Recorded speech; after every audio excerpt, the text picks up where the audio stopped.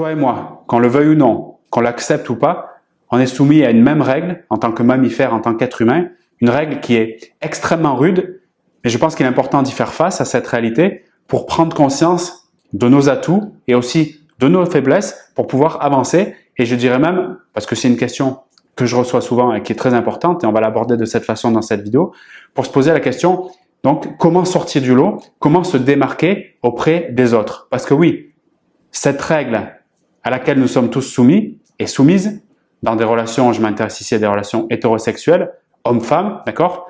Mais c'est valable aussi pour les autres types de relations. C'est la concurrence, c'est la compétition.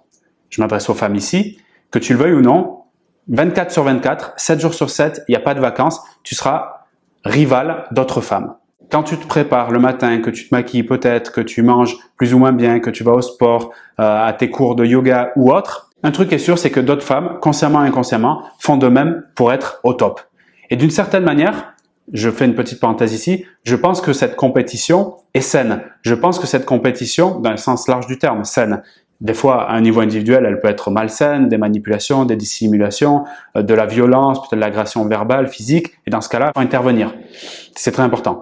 Mais de manière globale, je pense que c'est sain d'un point de vue de l'évolution de l'espèce. Je pense que si je suis là en train de te parler devant une caméra, c'est que cette compétition, cette rivalité nous a poussé à nous dépasser, nous a poussé à créer des choses. Donc je pense que ça, c'est l'information positive du progrès. Parce que oui, la compétition crée le progrès et donc permet d'améliorer d'une certaine manière le confort des êtres humains. Je suis parti sur quelque chose de large, mais si tu le veux bien, je vais revenir à nos relations sentimentales.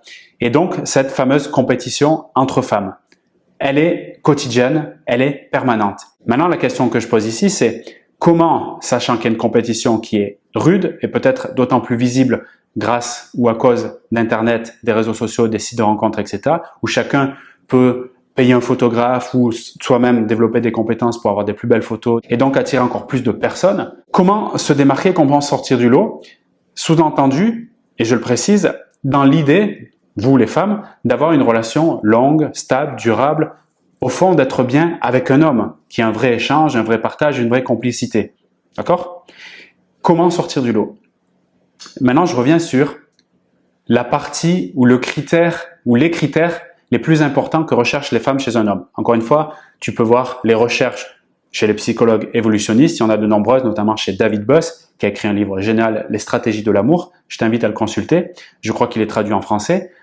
Où, justement, il présente certains travaux, mais tu as juste à regarder ta vie, et d'ailleurs, vous pouvez le noter en zone commentaire, quels sont les critères, les 1, 2, 3 critères les plus importants dans votre sélection, dans votre choix d'avoir un partenaire sur le long terme. Ce qui ressort généralement avec ce mix d'intelligence, humour qui fait quelque part une forme de créativité, c'est le leadership, la confiance, le charisme, la capacité à cet homme à avancer, à prendre les rênes sur la vie, également le statut social et bien sûr, à moindre mesure, son physique grand, éventuellement fort. Ok, ma question pour vous les femmes maintenant, quel est selon toi le critère principal pour un homme sain, je préciserai qu'est-ce que je veux dire par là, dans le choix d'une partenaire long terme?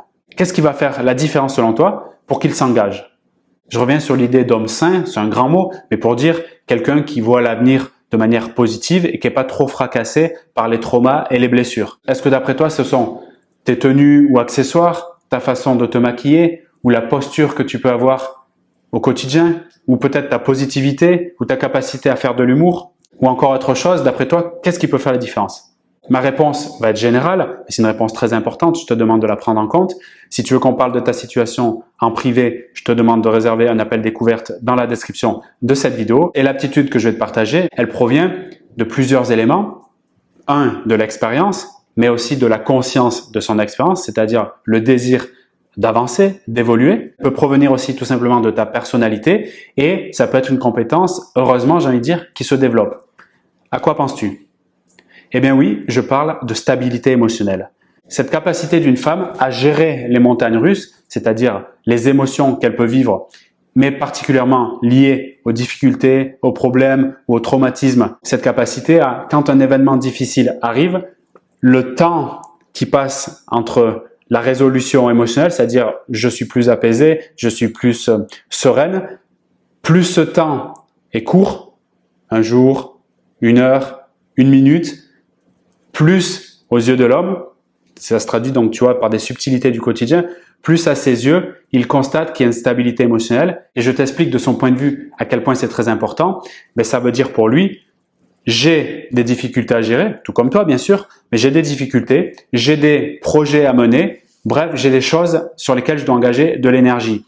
Et la femme que je veux à mes côtés, surtout si j'ai eu des boulets par le passé, des difficultés avec des femmes qui avaient soit une très mauvaise gestion de leurs émotions, c'est-à-dire des ascenseurs émotionnels, voire même de l'agressivité qui était partagée à cause de cette non-capacité à vivre mieux ses émotions, finalement d'être pas très intelligente sur le plan émotionnel.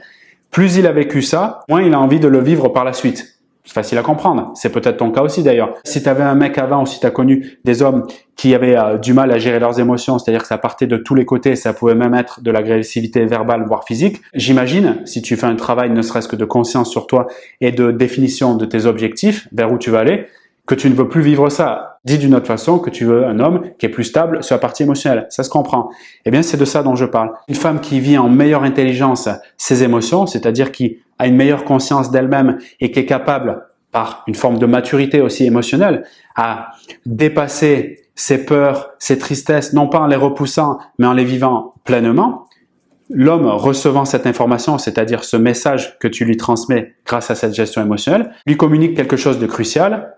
Cette communication est « cette femme en face de moi ne me posera pas plus de problèmes que j'en ai déjà ». Et ça, c'est quelque chose qui est absolument important. Il peut le penser, voire même le dire d'une autre façon. Quand je suis assez en contact, je me sens bien. Je n'ai pas peur que ça explose à tout moment. Et pour faire un partenariat, parce que pour moi, une relation amoureuse long terme, c'est un partenariat, c'est une équipe, c'est quelque chose qui est absolument indispensable. Et crois-moi, les hommes, entre guillemets, sains, qui ont une vision de l'avenir positif et qui veulent vraiment construire une relation et s'engager avec une femme, c'est le critère fondamental qu'ils regarderont. Et au choix, pour s'inscrire dans le long terme, entre une femme qu'il considérait comme plus belle, voire même plus jeune, il choisira la femme qui a une meilleure stabilité émotionnelle.